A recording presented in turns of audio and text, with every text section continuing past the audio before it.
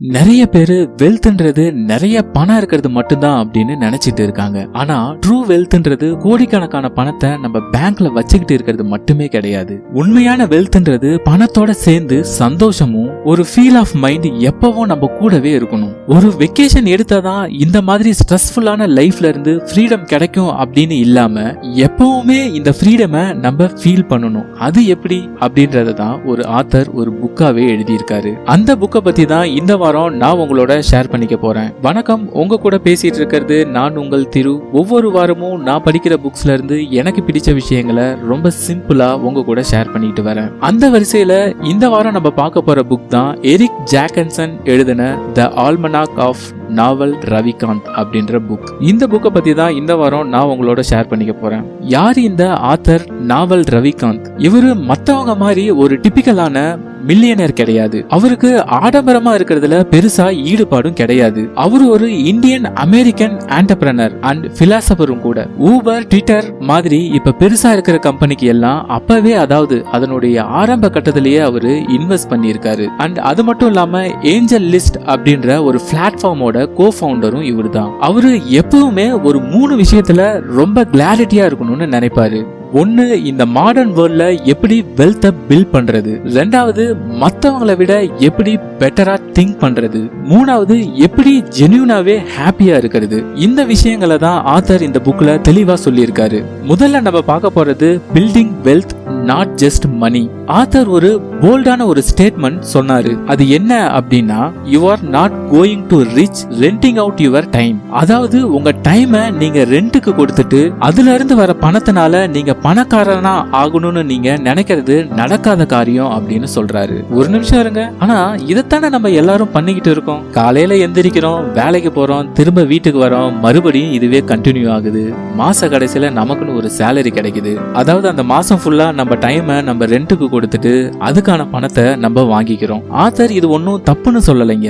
ஆனா இந்த பாதை உங்களை வெல்த்தியா ஆக்காதுன்னு மட்டும் சொல்றாரு. இது உங்களை சர்வே பண்றதுக்கு ஹெல்ப் பண்ணும். அது மட்டும் இல்லாம இன்னும் உங்களை கம்ஃபர்டபுளா வச்சுக்க கூட ஹெல்ப் பண்ணும். ஆனா பினான்சியல் ஃப்ரீடம்னு ஒண்ணு உங்களுக்கு கிடைக்கணும் அப்படின்னா இன்னும் டீப்பரா நீங்க போகணும். ஆத்தரை பொறுத்த வரைக்கும் வெல்த்ன்றது எந்த அசெட் எல்லாம் நீங்க தூங்கும் போதும் உங்களுக்கு பணம் சம்பாதிச்சு தருதோ அந்த மாதிரியான அசெட்ஸை நீங்க நிறைய வச்சுக்கிறது தான் வெல்த்னு சொல்றாரு. அது ஒரு ப்ராஃபிட்டபிள் பிசினஸா இருக்கலாம், இல்ல மியூச்சுவல் ஃபண்ட் மூலமா வர பணமா இருக்கலாம், இல்ல ரியல் எஸ்டேட் மூலமா வர பணமா இருக்கலாம், இல்ல ஒரு தடவை மட்டும் நீங்க ஒரு ப்ராடக்ட்டை கிரியேட் பண்ணி அத மூலமா கண்டினியூஸா உங்களுக்கு வர பணமா கூட இருக்கலாம். ஒரு எக்ஸாம்பிள் சொல்லணும்னா, நரேன் ஒருத்தவர் சென்னையில சாஃப்ட்வேர் டெவலப்பரா ஒர்க் பண்ணிட்டு இருக்காரு. மாசம் 1.5 லட்சம் சம்பாதிக்கிறாரு. லைஃப் சூப்பரா போயிட்டு இருக்கு. ஆனா இவருக்கு வாழ்க்கையில எங்கேயோ நம்ம மாட்டிக்கிட்டு இருக்கோம் அப்படின்ற ஒரு ஃபீல் இருக்கு. ஏன்னா இந்த வேலையை விட்டுட்டாரு அப்படின்னா அவருக்கு பணம் வர்றது நின்னுடும். அப்போ ஃப்ரீ டைம்ல இவர் என்ன பண்றாரு அப்படின்னா,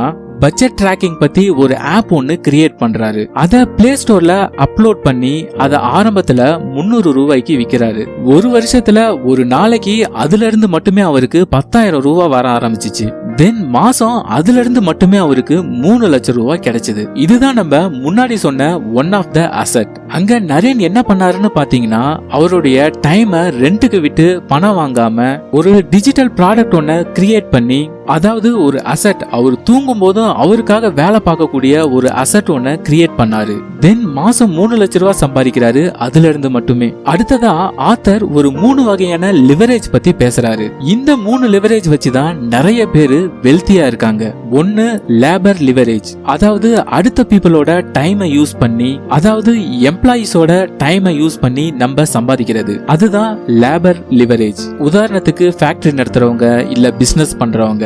ரெண்டாவது கேபிட்டல் லிவரேஜ், அதாவது பணத்தை வச்சு பணம் சம்பாதிக்கிறவங்க. உதாரணத்துக்கு இன்வெஸ்டர்ஸ் இல்ல பிசினஸ் ஓனர்ஸ். மூணாவது ப்ராடக்ட் லிவரேஜ். இதுதாங்க இருக்கிறதுலே ரொம்ப பவர்ஃபுல்லான ஒரு லிவரேஜ். ஒரு ப்ராடக்ட்டை கிரியேட் பண்ணி அது மூலமா சம்பாதிக்கிறது. நம்ம முன்னாடி நிறைய எக்ஸாம்பிள் பார்த்தோம்ல, அந்த மாதிரி. அடுத்ததான் ஆத்தர் இந்த புக்ல ஸ்பெசிபிக் நாலேஜ் அப்படின்ற ஒரு விஷயத்தை பத்தி பேசுறாரு. ஸ்பெசிபிக் நாலேஜ் அப்படின்னா என்னன்னா, உங்களுக்குன்னு யூனிக்கா வரக்கூடிய ஒரு விஷயம். இதத்தான் இக்கிகை புக்ல ஸ்வீட் பார்ட் அப்படின்னு சொல்லுவாங்க.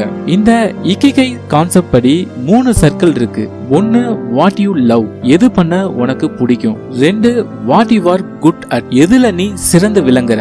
மூணாவது வாட் த வேர்ல்ட் நீட்ஸ், அதாவது டிமாண்ட். இந்த உலகத்துக்கு நீ என்ன கொடுத்தா நீ பணம் சம்பாதிக்கலாம். முதல் circle what you love, passion. எந்த ஒரு வேலைய இல்ல ஆக்டிவிட்டிய பண்ணும்போது நீங்க சந்தோஷமா இருக்கீங்க அப்படின்றத நீங்க முதல்ல கண்டுபிடிக்கணும். உதாரணத்துக்கு நம்ம முன்னாடியே பார்த்த மாதிரி ஸ்டோரி டெல்லிங்கா இருக்கலாம், அனலைசிங் நம்பர்ஸா இருக்கலாம், இல்ல ஃபிட்னஸ் ரொம்ப பிடிக்கலாம். இந்த மாதிரி எது வேணாலும் இருக்கலாம். இதை கண்டுபிடிக்கிறது தான் ஃபர்ஸ்ட் சர்க்கிள். ரெண்டாவது circle what you are good at, அதாவது ஸ்கில்ஸ். ஒரு விஷயம் உங்களுக்கு பிடிச்சா மட்டும் பத்தாது, அதுல உங்களுக்கு ஸ்கில்ஸ் இருக்கான்றத நீங்க தெரிஞ்சுக்கணும். அது எப்படி நீங்க தெரிஞ்சுக்கிறது அப்படின்னா, எந்த விஷயம்லாம் நீங்க பண்ணும்போது உங்களை சுத்தி உள்ளவங்க உங்களை பாராட்டினாங்க அப்படின்றத யோசிச்சு பாருங்க. அதை தனியா ஒரு நோட் புக்ல எழுதுங்க. இதுல என்னென்னலாம் நீங்க முன்னாடி வாட் யூ லவ்ல நீங்க எழுதி இருந்தீங்களோ அதோட மேட்ச் பண்ணுங்க.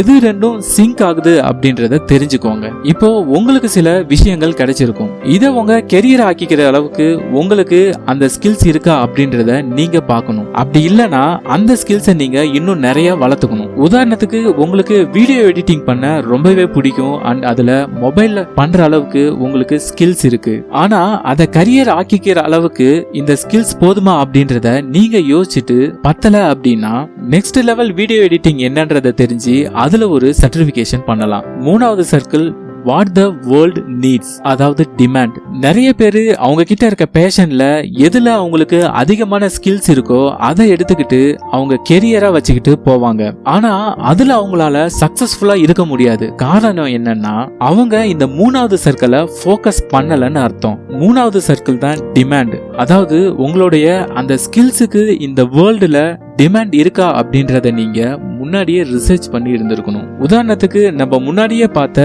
அந்த எக்ஸாம்பிளையே எடுத்துப்போம். உங்களுக்கு வீடியோ எடிட்டிங் ரொம்பவே பிடிக்கும் அண்ட் அதுலயே ஸ்கில்ஸையும் நீங்க வளர்த்துக்கிட்டீங்க. இப்ப இதுல டிமாண்ட் இருக்கா அப்படின்றத பார்ப்போம். சின்ன ஒரு ரிசர்ச் பண்ணாலே நீங்க கண்டுபிடிச்சிடலாம். வீடியோ எடிட்டிங் நிறைய டிமாண்ட் இந்த மார்க்கெட்ல இருக்கு அப்படின்னு இந்த மூணு சர்க்கிளையும் காமனா இருக்க மாதிரி ஒரு ஸ்கில்ல கண்டுபிடிச்சு அதுல உங்க கெரியர் இருந்தது அப்படின்னா உங்களுடைய growth ரொம்பவே ஃபாஸ்டா இருக்கும்.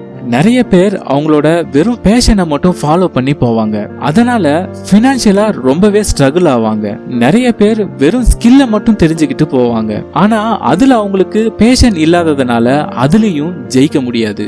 நிறைய பேர் வெறும் டிமாண்ட மட்டும் தெரிஞ்சுக்கிட்டு ஹை பெய்டு சேலரியில போய் உக்காந்துருவாங்க. அதுலயும் அவங்களால சஸ்டைன் ஆக முடியாது. ஏன்னா அதுல அவங்களுக்கு பேஷனும் கிடையாது, ஸ்கில்ஸும் கிடையாது. சோ இதுதான் நம்ம பர்பஸை கண்டுபிடிக்கிறதுக்கான இக்கிகை கான்செப்ட். இத பத்தி ஃபுல் வீடியோ வேணும்னா, அதாவது ஃபுல் புக் சம்மரி வேணும்னா கமெண்ட்ல சொல்லுங்க, நம்ம இன்னொரு வீடியோவா பண்ணுவோம். சோ இந்த இக்கிகை புக்ல ஸ்வீட் பார்ட் அப்படின்னு சொல்லியிருக்க விஷயம் தான் இந்த புக்ல ஸ்பெசிபிக் நாலேஜ்னு சொல்லியிருக்காங்க. சரி, உங்களோட ஸ்பெசிபிக் நாலேஜ் எதுன்றதை எப்படி கண்டுபிடிக்கிறது? ஒரு 3 விஷயத்தை வச்சு நீங்க இத கண்டுபிடிச்சிடலாம். முதல் விஷயம், அடுத்தவங்களுக்கு பெரிய வேலையா தெரியறது உங்களுக்கு ஜாலியா பண்ற ஒரு விஷயமா இருக்கும். சில பேருக்கு எக்ஸல்ல ஒர்க் பண்றது ரொம்பவே கடியான ஒரு விஷயமா இருக்கும். ஆனா சில பேருக்கு அதுவே ரொம்ப ஃபன்னா ஜாலியா இருக்கும். ரெண்டாவது, நேச்சுரலா நம்ம எதுல குட் அப்படின்னு தெரிஞ்சுக்கிறது.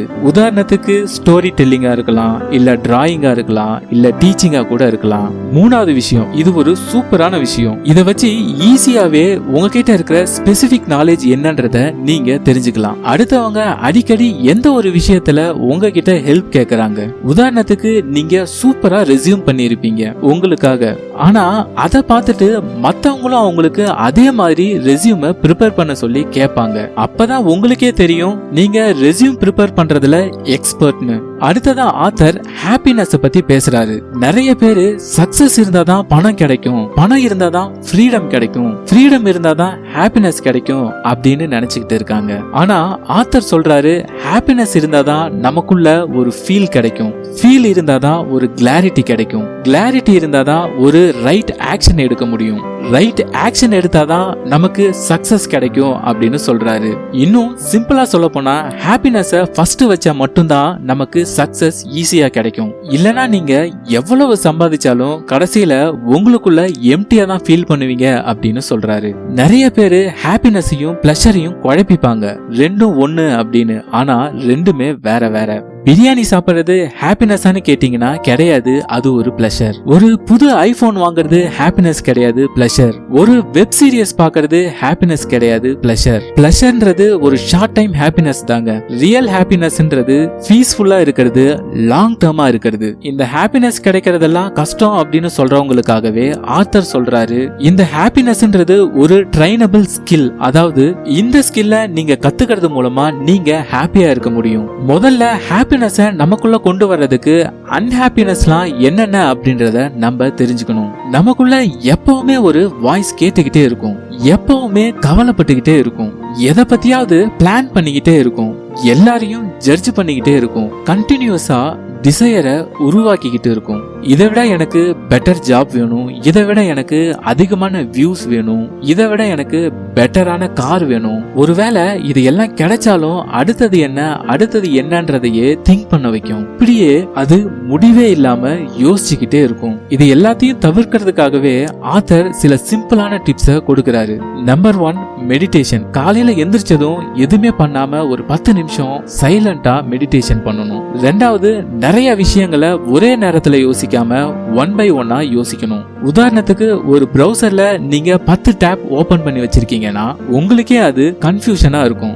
ஒரு டைம்ல ஒரு டேப் அப்படின்னு யூஸ் பண்ணி க்ளோஸ் பண்ணிட்டு இன்னொரு டேப் அப்படின்னு நீங்க யூஸ் பண்ணீங்கன்னா உங்களுக்கு கன்ஃபியூஷன்ஸ் இல்லாம இருக்கும். அதே மாதிரி தான் ஒரு வேலைய ஒரு டைம்ல பண்ணணும். அதே மாதிரி எப்பவும் அன்ஹாப்பியா இருக்க பீப்புள் கிட்ட இருந்தும் டாக்ஸிக் என்விரான்மெண்ட்ல இருந்தும் நீங்க தள்ளியே இருக்கணும். அதே மாதிரி கடைசியா எது நடந்தாலும் அது சந்தோஷமா இருந்தாலும் சரி இல்ல சோகமா இருந்தாலும் சரி இதுவும் கடந்து போகும் அப்படின்னு ஒரு மைண்ட் செட்டை நீங்க வளர்த்துக்கணும். இப்ப ஆத்தர் சொன்ன இந்த விஷயங்கள் எல்லாம் நீங்க ஃபாலோ பண்ணாலே வாழ்க்கையில வெல்த்ன்றது வெறும் பணம் மட்டும் கிடையாது, அதையும் தாண்டி சில விஷயங்கள் அப்படின்றத உங்களால உணர முடியும். சோ இந்த சின்ன புக் சம்மரி உங்களுக்கு யூஸ்ஃபுல்லா இருக்கும்னு நம்புறேன். இந்த புக்கை நீங்க முழுசா படிக்கணும்னு ஆசைப்பட்டீங்கன்னா உங்க இமெயில் ஐடிய கமெண்ட்ல சொல்லுங்க, PDF உங்களுக்கு ஷேர் பண்றேன். இதே மாதிரி வேற என்ன புக் சம்மரி உங்களுக்கு வேணும் அப்படின்றத கமெண்ட்ல சொல்லுங்க. இப்ப நம்ம பார்த்த இந்த புக் சம்மரியே என்னோட ஃப்ரெண்ட் சுகுமார் கொடுத்த சஜஷன் தான். அவருக்கு ஒரு பெரிய ஷவுட் அவுட். அடுத்த வாரம் வேற ஒரு புக் சம்மரியோட உங்களை சந்திக்கிறேன். அதுவரை உங்களிடமிருந்து விடைபெறுவது உங்கள் திரு. நன்றி, வணக்கம்.